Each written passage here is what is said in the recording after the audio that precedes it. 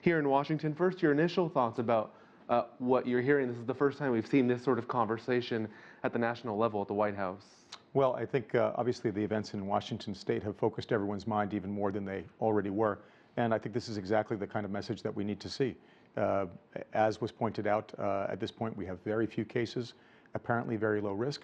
I think what wasn't really detailed in that conversation was that we have had a very low testing capability, and it may very well be, I think it almost surely will be, that the low number of cases in the United States is at least in part due to that low testing capability. That's one of the concerns that we've heard, that health officials have said in various states, we don't have the kits to test. That's right.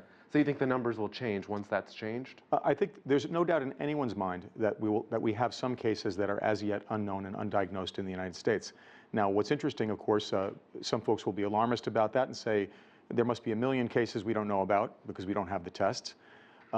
Certainly possible. I don't think it's not plausible because indirect indicators that we have, for example, the number of people who've been hospitalized for flu-like illness or flu mortality, both are things that we on a national level or state level keep an eye on, and none of those numbers are sort of out of whack for what we usually see this time of year in the United States. And so our indirect indicators so far, not as good as lab tests, but indirect indicators are that we're not seeing a surge in mortality, not seeing a surge in flu cases. I think now that a couple of developments, one, CDC is working on the test. Scott Gottlieb, who's been commenting on this, has pointed out that now FDA is saying they're going to accelerate the ability of states to use a variety of different tests, not just the one test they were focused on. So bottom line, we're going to get more testing capability, and we'll be able to confirm or perhaps reject the findings of those indirect measures that we have. The administration is telling people in the U.S. to go about their routine, but we have seen some panic. We have seen some people stocking up. Who's right? Frankly, I don't, I haven't stocked up on anything. I don't have a supply of masks that I've, purchased from Amazon or taken from the hospital. The fact is that, look around you. We don't see a number of people getting sick and dying all around us. I think they're exactly right. I think we should leave medical supplies like masks for medical professionals and not try to corner the market on them.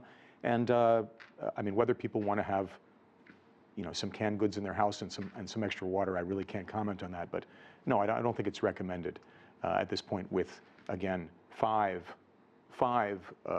confirmed cases of local transmission in a country of 330 million people. The top guy in all of this, Anthony Fauci, was there on that stage. As a doctor, what does that mean to you?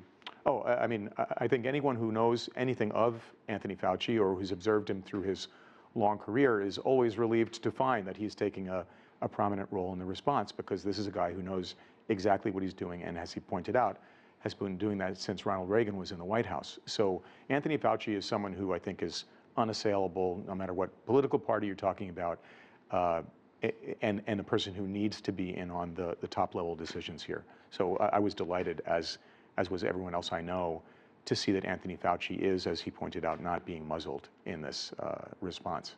And Trump has indicated that vaccine companies will be at the White House on Monday. Are you hopeful of a vaccine? Well, the word coming out about the vaccine is that they're accelerating the process. Everything is really hopeful. Now, with certain genetic techniques that we have, I think we're moving ahead faster than we were ever able to do. But I don't really know anyone who's sort of predicting that we're going to have a vaccine before, the end of the year or next year. All right, Dr. Joel Selanikio, we'll have to wrap it up there. Thank you very much.